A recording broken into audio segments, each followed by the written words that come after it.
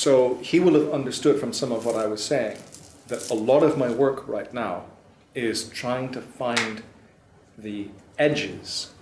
of the Madhyamika Yogacara synthesis. And these are texts by people like Shantideva, Kamalashila. There are a series of great writers who are late Indian writers, who are philosophers that synthesize key parts of the tradition and give us the basis of Mahayana Buddhist philosophy. And I'm reading through those texts, looking for places, looking for tools to engage with the theory of science and the theory of ecology right now.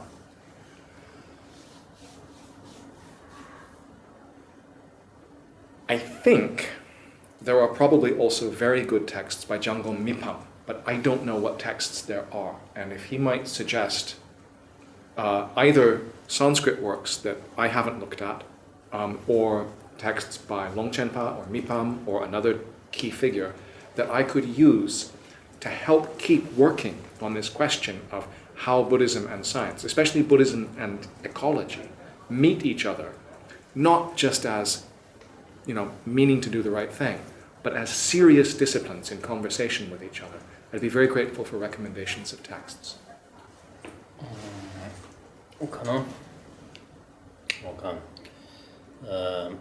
马旁仁波切对一些医学方面的比较多，然后天文学方面的也有，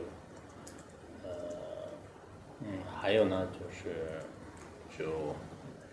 现在的一些包括一些传统的一些心理学方面的，就这方面是比较多的，比如说像那个天文学的话呢，有石轮金刚的大手，就有很大的这种就一本书，然后就还有逆算方面，就是也就是说现在的我们所谓的这种怎么讲，就是一个是天文学，一个是就是我们平时的这个日常生活当中的一些就心理方面的，就是包括一些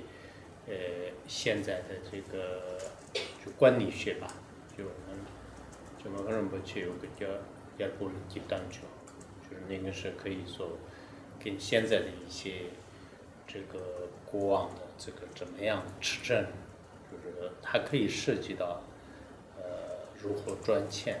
如何治理国家，如何就是在民间当中就是怎么样就保持着他的信仰和保持他的高尚的这个行为等等，我觉得这方面比较多一点。然后龙钦巴的这个法里面呢，可能大多数都是就讲到一些可能最高的一些心性方面的，就是七宝藏也好，四心谛也好，这些都讲的是比较这个神圣方面的。然后也有一些历史和就是一些逻辑学，就是有一些逻辑学，就是龙钦巴尊者也有这方面的。然后对这个宇宙学这方面的话呢，就是龙钦巴也有不同的一些观点。就是这个龙钦巴的呢，就是这个如意宝藏论，就是它是一个比较全面的这个诠释的一个论点。龙钦巴有些多，这 OK， 马旁仁波切累积单句，OK， 它这个累积单句这边主要是我们现在也在学，就是它是跟这个时间和佛教两个结合起来，怎么样管理人啊，就是怎么样现在的这个管理学，还有现在的一些包括就是政治学，还有一些也涉及到一些这个经济学，就是怎么样这个赚钱，但这个成分不是特别多的。更重要的就是它是一个就是整个国土的，包括一些环保啊，就是还有一些人的这个心灵的这种信仰这个问题啊等等，就是在这个论点当中，其实作为一个领导或者是作为一个管理者的话呢，特别有必要就是要学习他的一些精神。